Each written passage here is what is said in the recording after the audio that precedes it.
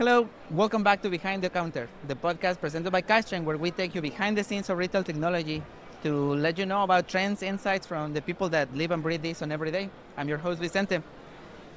Picture this. It's a Saturday afternoon. The store is busy. You have a line forming behind you, and everything is just depending on one moment. Tap, chip, or swipe. Most of the time, it works, and no one cares. No one thinks about it twice. But when it doesn't, the whole shopping experience collapses, and everything goes to hell for the store.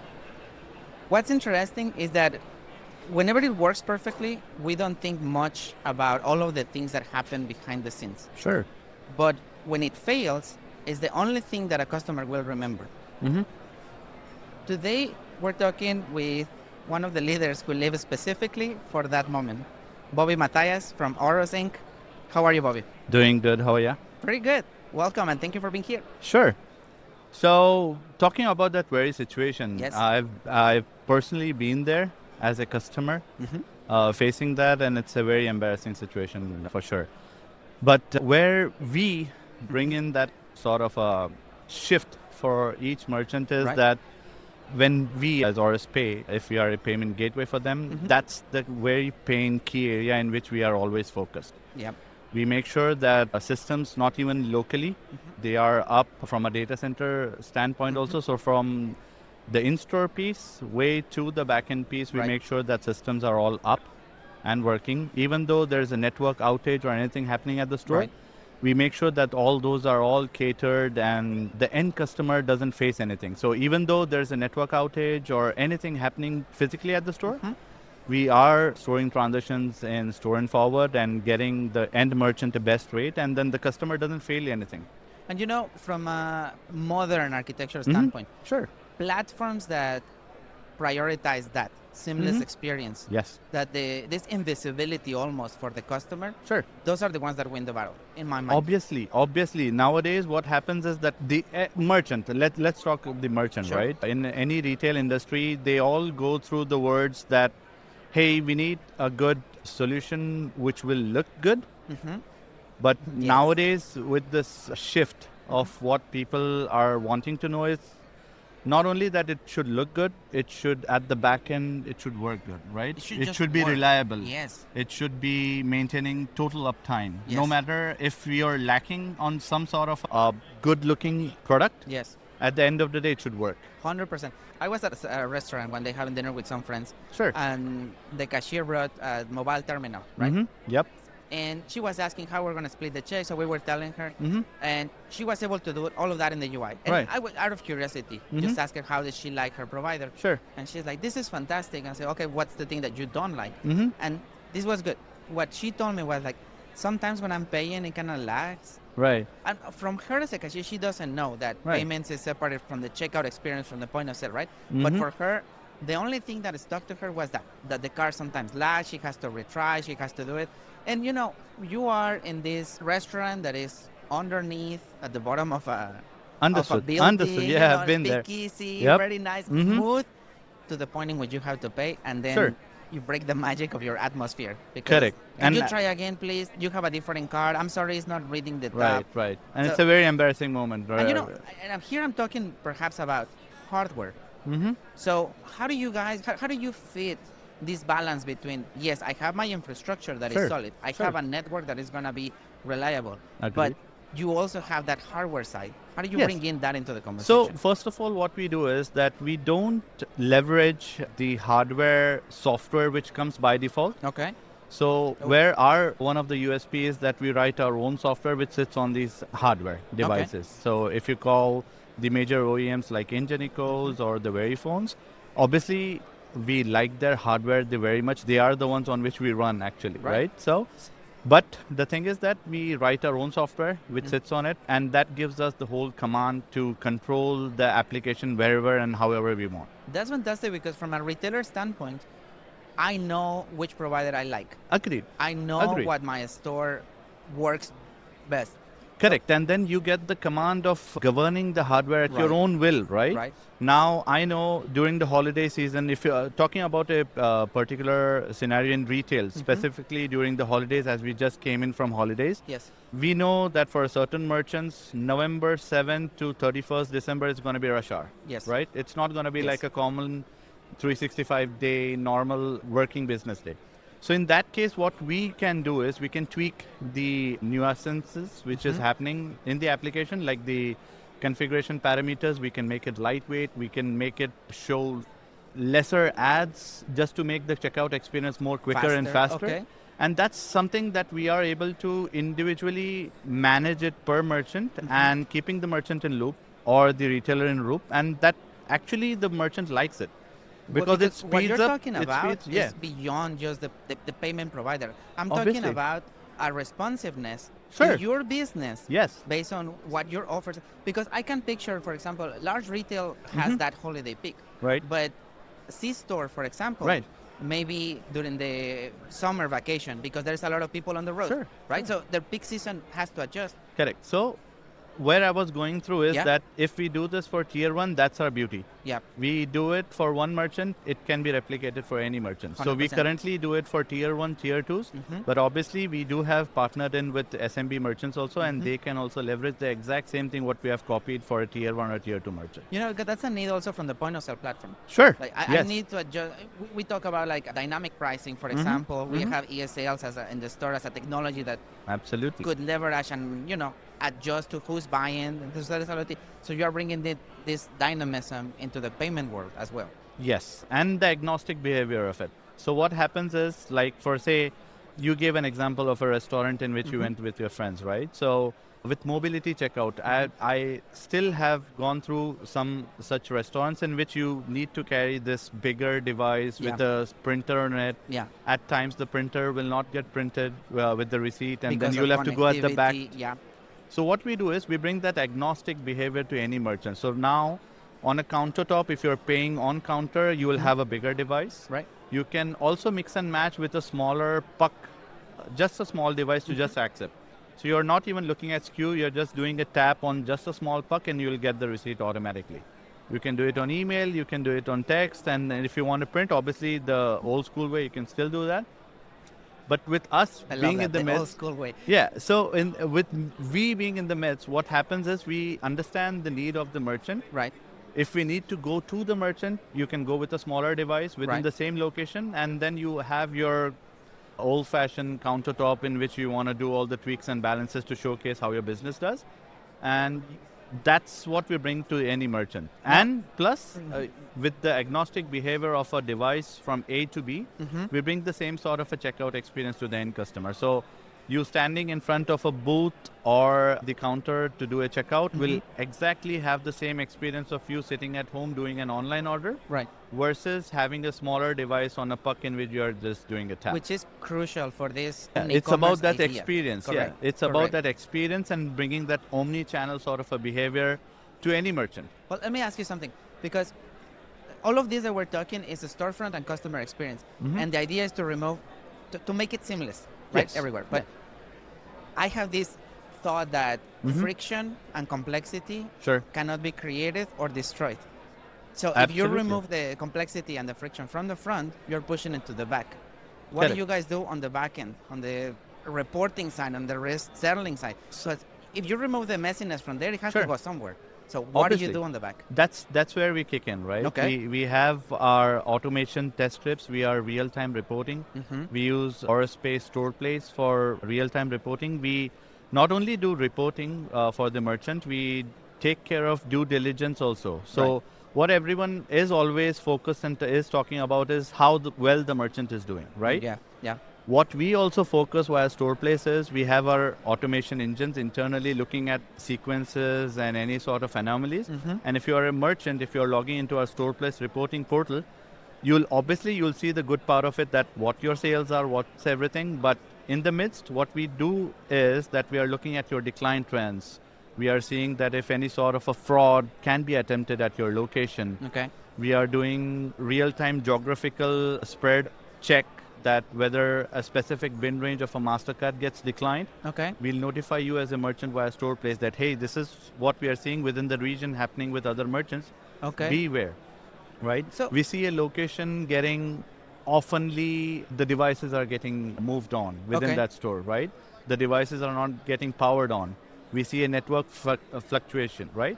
Everything for this with our due diligence, we share that with store place portal access with you. so your platform offers all of these capabilities. What does that mean for the retailer? For the retailer, the good thing is that if, for example, you are an A retailer, right? Right. You're going for credit to A merchant, you're going for debit for a B processor like Pfizer, you're going for credit, you're going for with Chase for debit, Right. and then you're doing PLCC with some other provider, your Sure. gift doing with something else. With us, and we being in the payment orchestration, first of all, we are certified with more than 195 plus processors Okay. across the globe, right? So with us, you can have a seamless sort of a checkout. You are using one device, you are using one POS system. The checkout experience remains the same. No matter within even a single ticket, if you are doing multi-tender, you can do credit, you can do debit, you can Right, do right. PLCC, you can do even gift. Yeah. All together within one transaction, you'll Yep. need not have to go to different devices. You'll need not have to log in into different payment platforms to Right. look at what the checkout experience was, or was it approved, declined, it got settled or something. You can just come into store place. We bring that ease to the end retailer that, Okay. hey, before this I used to go to the POS partner or Visa, MasterCard or Bank of America for To Pfizer. implement something, change something. Now, what we bring in that we'll take the whole payment integration load for the retailer. We will be your advocate. Okay. We will take all your pain. We'll integrate into our systems because obviously we maintain that sort of a partnership with all these vendors. Right. Right? So you call Pfizer, you name any POS partner, you go with any specific device type, we already have integrations. So what we bring to the merchant is that, hey, just feel comfortable, sit back, watch at the magic show. We'll take care of it We'll for take you. care for Perfect. everything. And what another thing we do is that whenever we onboard a merchant, we don't think that it's a new customer being onboarded. It's always Okay. an extend to a family.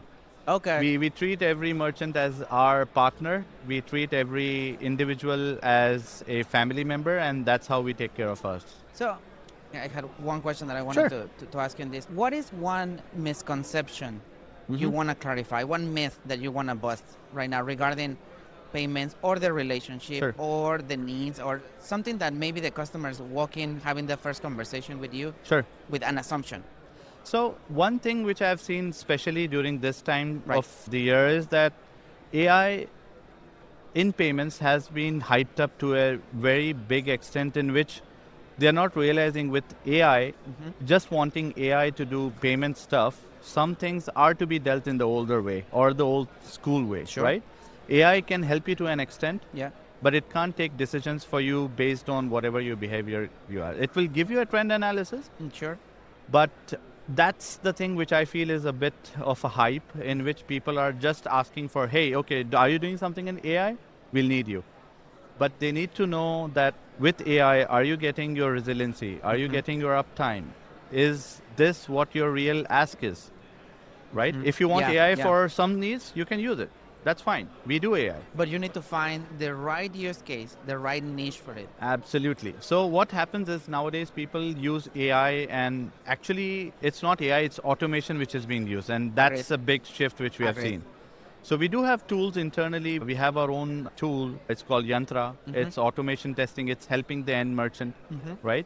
For now, if you are a merchant already, and then you'll like to test your own application, you'll need to know what the user experience is before Right. it goes to the field, right? And you had to invest in quality analysts and people and looking at reports and stuff like that. We took everything that away.